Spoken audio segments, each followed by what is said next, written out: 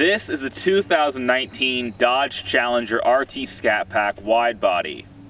It's big, bold, and unabashedly American, despite being made in Canada.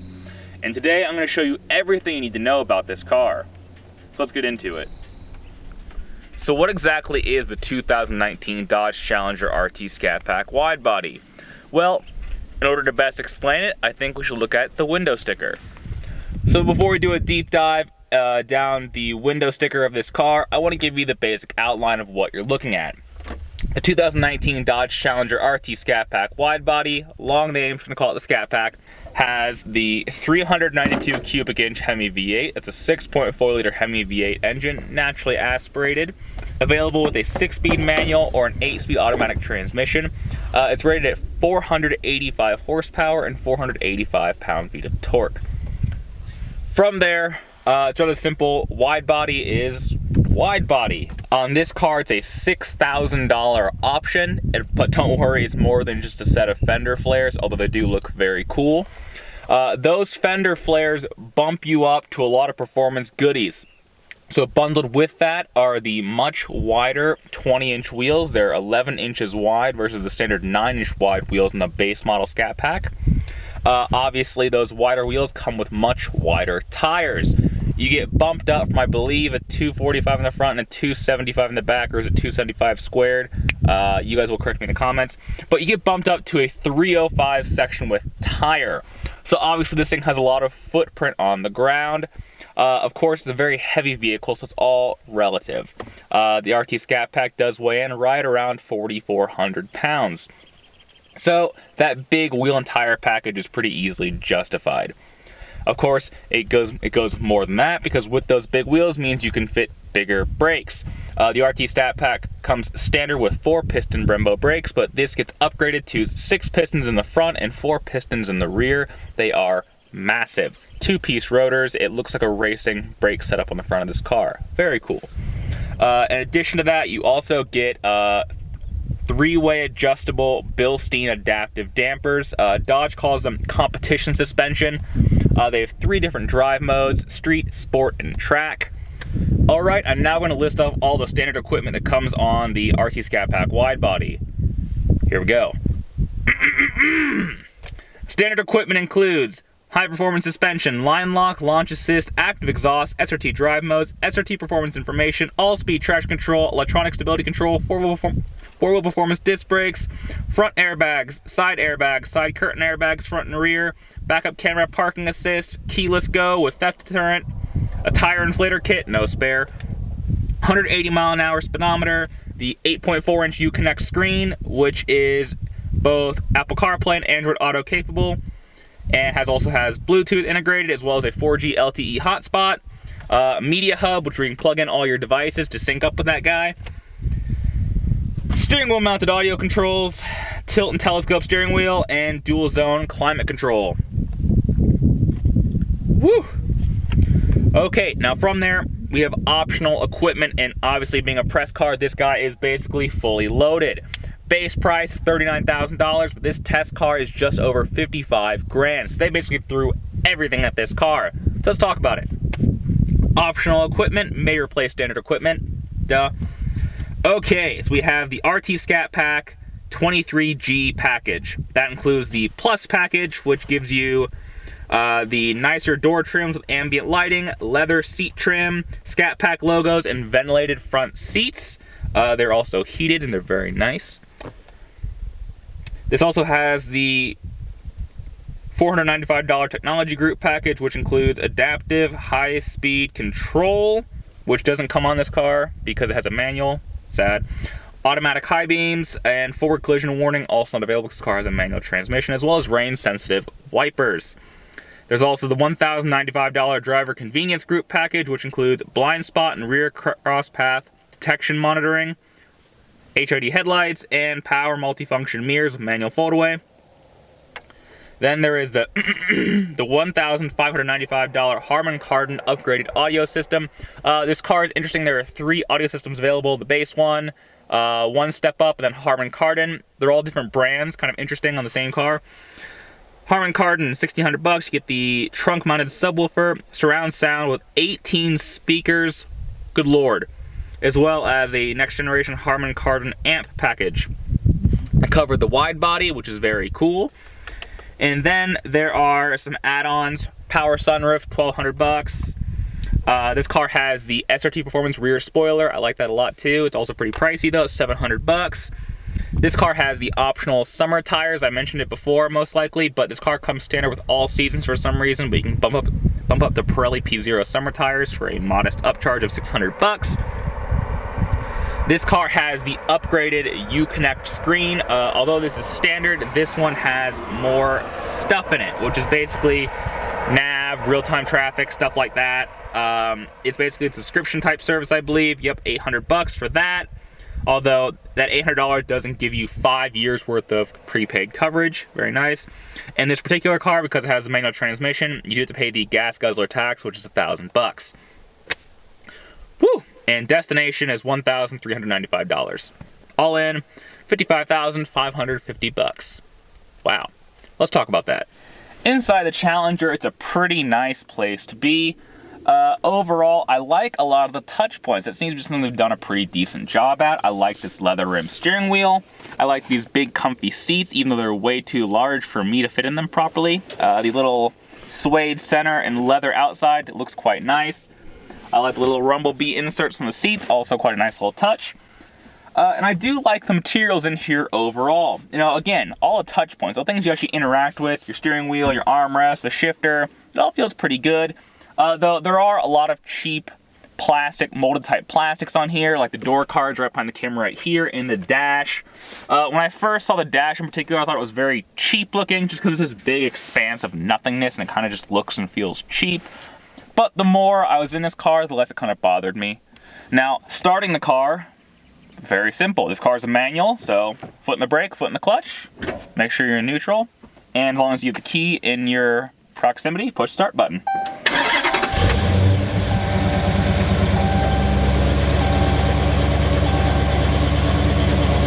Now I think it's very cool. This car has a lot of little unique touches on it. You'll notice that the more you kind of play around with all the buttons and features it has, one of the nice little touches is that when you start it, there's actually a specific Scat Pack Rumblebee logo that pops up right here on the screen. It's a nice little touch, you know. Let's talk about these seats for a second. So they look pretty nice, they look pretty decently bolstered, but they're clearly made for the bigger person in life, at least width-wise. I'm 6'1", 190 pounds, I'm a decent sized guy, and these things feel like lazy boy chairs to me. They're definitely made for bigger people than me. Although, hopefully you're not much taller than me, because at 6'1", I'm actually almost out of headroom, which is an interesting predicament for such a large vehicle. The main culprit here is actually the sunroof. Fortunately, it's a standalone option on this car, and in Challengers that do not have a sunroof, I have plenty of headroom. So something to keep in mind, if you are a bigger person, skip the sunroof. Also, speaking of the seats, is that unlike a lot of the competition, Camaro, Mustang, etc., this car has real usable back seats. Again, because this car is so dimensionally large, they have more space to work with on the interior, and additionally, if you look at the design of the car, the roof is a pretty kind of upright design that gives you a lot of rear headroom and a lot more rear space to work with. Let me show you.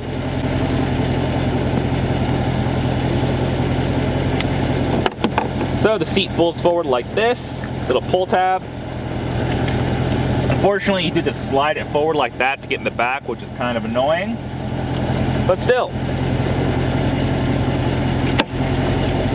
Alright, I have to stay forward so you can see me in the camera, but I'm sitting in the back seat of the Challenger, and again, 6'1".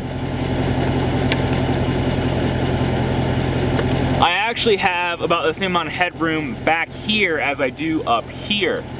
And additionally, this car actually has 5 seats. There are 3 seats back here, and you know, you can actually put adults back here and they're not going to complain. So like all the modern American muscle cars, the Dodge Challenger has plenty of information to give you here in this center display. You can toggle through it with this guy right here, up and down and left and right. But basically there's tons of stuff to look at. Trip meters, Performance data for your acceleration. I actually like this one quite a lot. Okay, this has 0 to 60 timing, 0 to 100 timing, eighth mile, quarter mile, braking distance, G-force, peak G-force, lap timer, lap history, and top speed. Please ignore that one, Mom. You got your MPG, you got your trip, audio setup, any messages if you have your phone paired to the car, your screen setup, diagnostics if the check engine light ever comes on, your speed warning, which you can set, your active speed, vehicle info. This is pretty useful. You have, let's go from front to back, tire pressures real time, coolant temp, though there is a coolant temp gauge right there as well, oil temperature, oil pressure, oil life between services, battery voltage, air intake temperature, which is pretty cool, real-time engine torque, and real-time engine horsepower. Of course, the real action is happening here in the center display.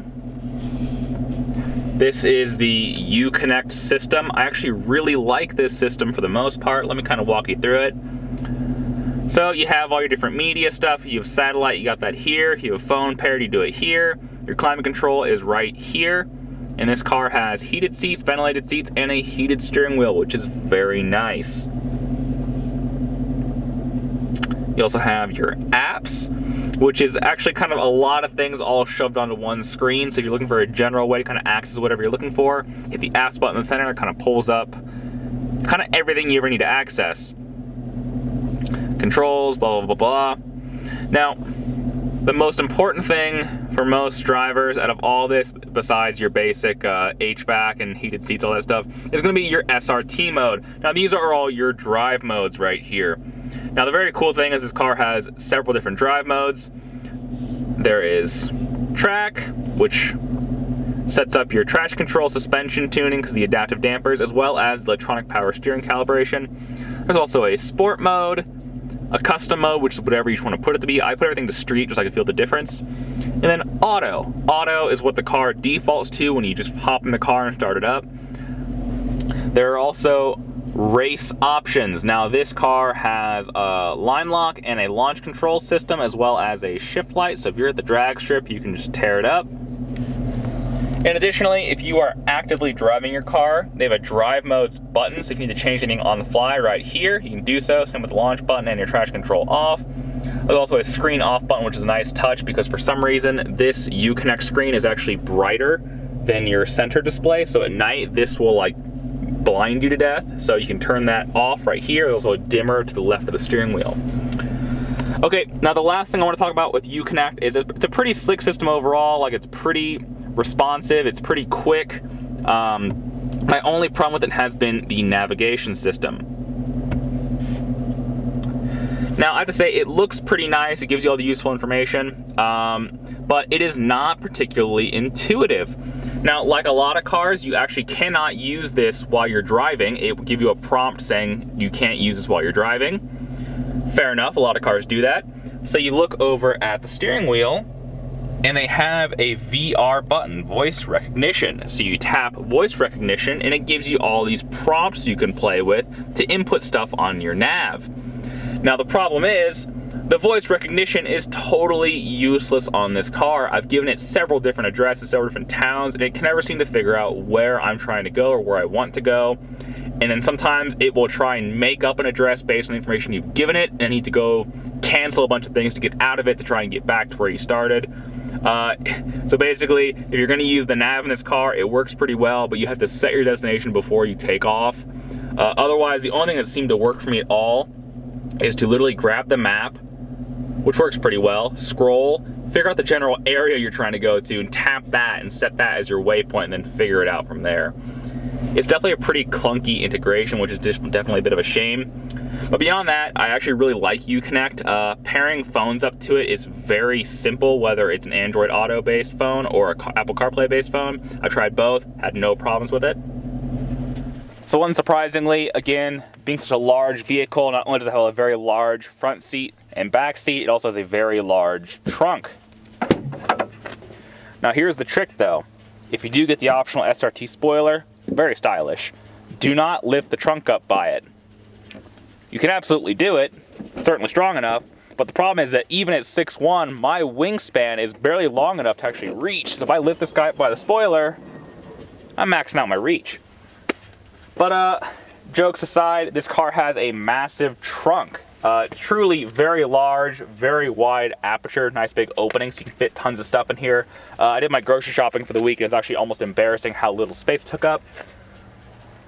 But in order to best showcase how much space this trunk really has, I'm gonna get in it.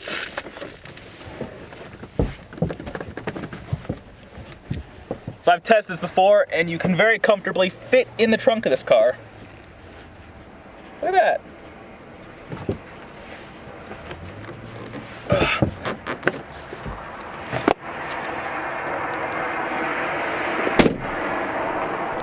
Okay, so I've shown you all around the Challenger. You've kind of seen the interior, the exterior, kind of what it's all about. Now it's time to go for a drive.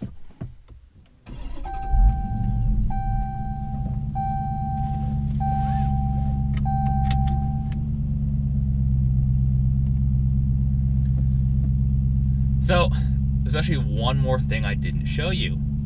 The handbrake. Except in this car, it doesn't have a handbrake. And no, there's no button either. Interestingly, this car is actually kind of like a truck where it has a big foot brake down here. In order to release it, there's a big lever down here. It makes a very loud noise. That's how you release the handbrake. Kind of funny, but definitely very interesting. Let's go for a drive.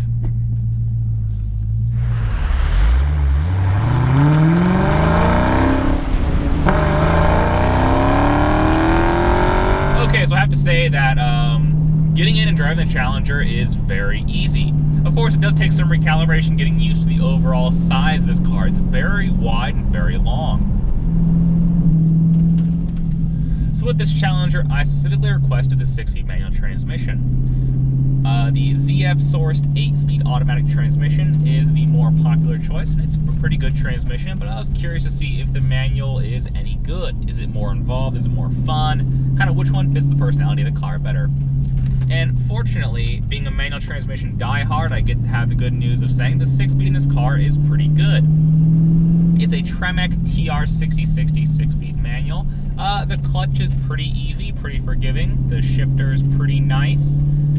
And it's a pretty easy thing to operate overall. It's not going to be intimidating or hard to drive in any way if you've driven a manual transmission car before. Though, that said, this 6-speed manual, it's a pretty nice shifter, but it's not the best shifter. It's definitely a muscle car feeling. If you get into this thing thinking you can drive it like a Miata or an S2000, you're going to be sorely mistaken. You have to grab that shifter and just muscle it. It's never going to grind or act up on you. Well, not normally at least. I'll touch on that more in a second. But yeah, this is definitely a muscle car feeling, and I feel like the transmission kind of matches the personality of something big and brash like the Challenger. And though, while I never had any issues with lockouts or gear grinds or anything like that, I have had a few issues with this shifter. It does seem to have the occasional issue with binding up at low speed.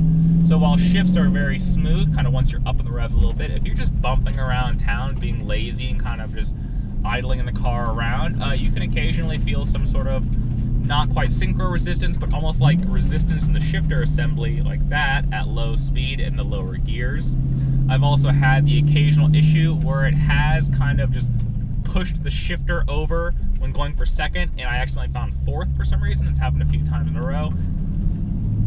This does not have a skip shift lockout like some General Motors cars as far as I'm aware, but it does seem to occasionally do that. Although when you're driving the car hard, I've never had a single issue. You can bang gears this thing all day.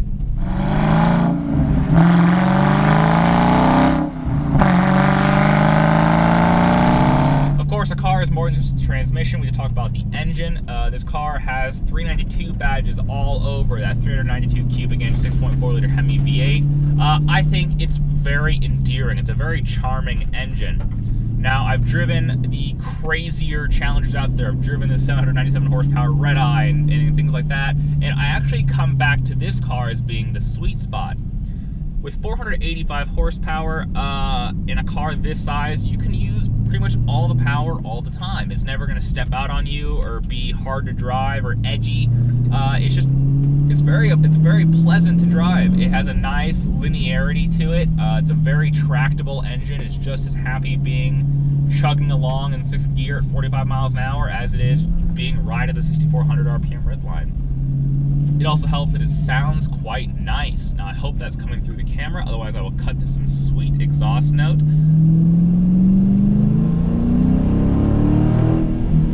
But it just has a rich sort of baritone sound to it that again is very endearing and very charming. It causes the sensation where you may hold on to a lower gear longer just to sort of hear the exhaust note. You know, I found myself driving around town in 2nd and 3rd gear all the time just because it's a nice sound. Though it's worth noting that unlike Camaro and Mustang, this car does not seem to have a bimodal exhaust. It's just a fixed exhaust, and while it sounds great, it can be a bit loud on cold starts. So while those other cars can be kind of quieter, more mute on cold start if you want them to be, this guy, it's pretty loud for a factory effort car. I think it sounds great, but if you live in a very quiet community, maybe if you're an older buyer, that's something to keep in mind, that this thing is going to be just kind of loud, rumbling around your neighborhood, especially when the motor's cold. So overall, I think the powertrain is a very sweet package. You're not going to go wrong with the 6-speed manual or the 8-speed automatic, and I think this Scat Pack 392 engine is an absolute sweetheart. It's worth noting that the RT Scat Pack is rated at 14 mpg city, 23 mpg on the freeway, so pretty comparable to Camaro SS and Mustang GT. Though, like all cars, as I'm learning, the real-world fuel economy does not always match what you see on the window sticker. Fortunately, in this case, it seems like the Challenger is actually slightly more fuel efficient, interestingly, than either the Camaro or the Mustang, despite being the heaviest of the bunch and having the biggest engine.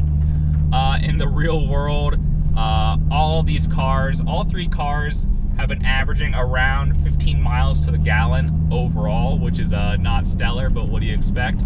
However, on one particular fill-up with the Challenger so far, I did crest over 20 mpg, which, when you consider that I'm not driving it super gentle, is pretty impressive. It does seem like if you get this car on the open road and just set cruise control at 70 miles an hour, it will absolutely return about 24 to 25 miles per gallon. Though it's big, very roomy, has a very nice powertrain that sounds pretty sweet, but how does it really drive? You know, presumably you're gonna buy the wide body, all the performance stuff, the cool suspension, the big brakes, because you want to go to your favorite canyon road on occasion and thrash it around. Well, as I mentioned, this car has the SRT drive modes feature, so you can toggle your traction control, your electronic power steering, and your adaptive dampers between street, sport, and track modes. It's worth noting that unlike some cars, track mode really is best reserved for the racetrack. These Bilstein adaptive dampers can be very sharp in track mode, and while it makes the car feel great, it makes it really bristly and active, it can be a bit too much on bumpier canyon roads like this. Indeed, if you look at the SRT drive mode pages, they have the auto setting, and I really went in there and spent a lot of time kind of playing around with everything, and for the most part, I tend to leave most everything in sport. I really like the steering feel and suspension in sport. As far as traction, I prefer as always, turn it off completely. Though, if you leave it in track mode, for example, the traction control is fine. It doesn't really kick in. It's a very nice traction control system. It's pretty smooth. Though, if you do want to go have fun, the Challenger is a very willing cohort. I'm not going to incriminate myself. Let's just say it's very happy to do antics. Though that said, if you do want to turn everything off, your traction and stability control, while the button is down here in the center console, it's not going to turn fully off unless you actually launch the drive mode pages on the Uconnect. You have to be on that screen for some reason in order for you to turn traction control and stability control all the way off. Now, as far as Handling. Right now I have everything in sport, which is my personal preference, as I just mentioned. And indeed, this thing is a pretty competent handler. I mean, when you put a 305 section with summer tire on just about anything, it's going to handle pretty well. And the Challenger is no exception. I'm not going to say it belies its size, because it certainly doesn't. This car feels massive. It doesn't shrink around you like the Camaro does, for example, but it's pretty easy to drive. I actually think the most interesting thing about this car is, despite all these hardcore performance parts Dodge has thrown at, which I really do like overall, it's not changed the character of the car. The Challenger is definitely a muscle car through and through. And while the Camaro and Mustang have started to lean more towards the sports car side of the spectrum, the Challenger has not. And I absolutely think it lends itself to a unique personality, and if you go like it, you like it. And that's all there really is to it. I think it's very charming and very endearing. But what that means is, I don't feel the need to, like,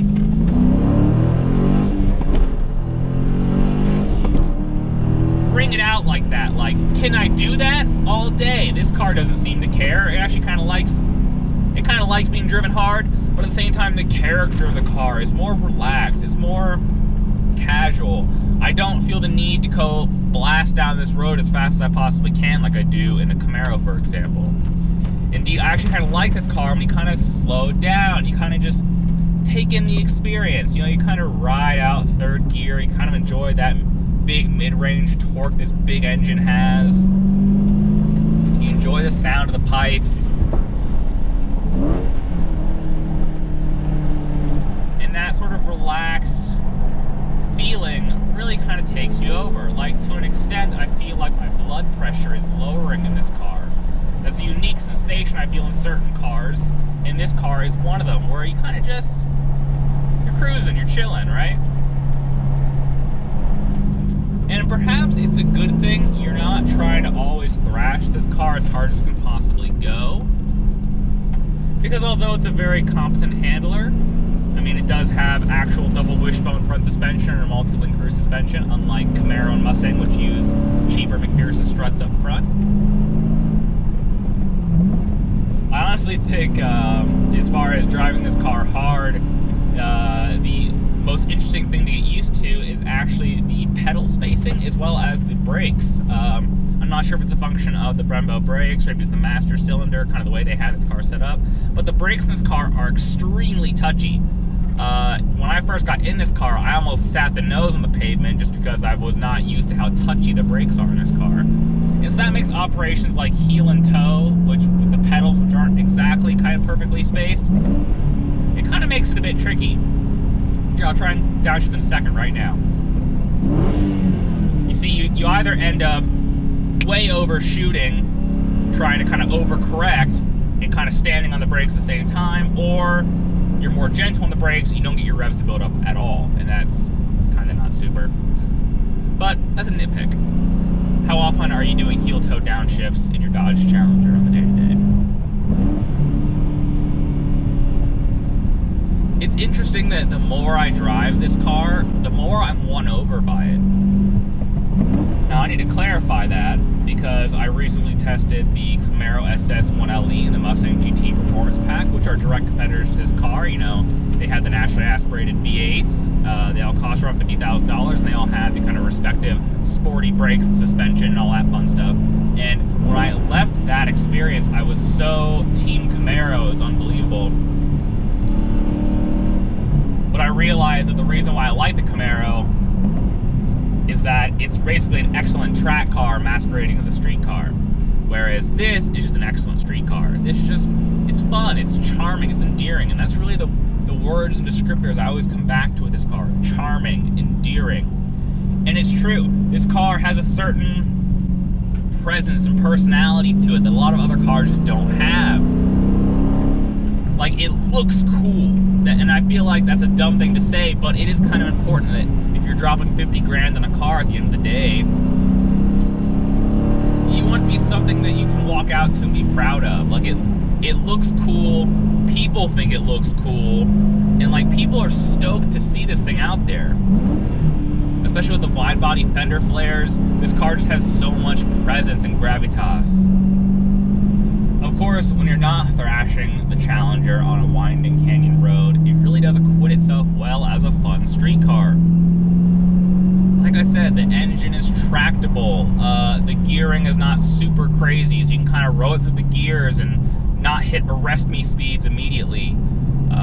The ride quality for what it is fabulous. Despite being on 20-inch wheels, being a big heavy car, it rides great. You know, all that wheelbase certainly pays off in that respect.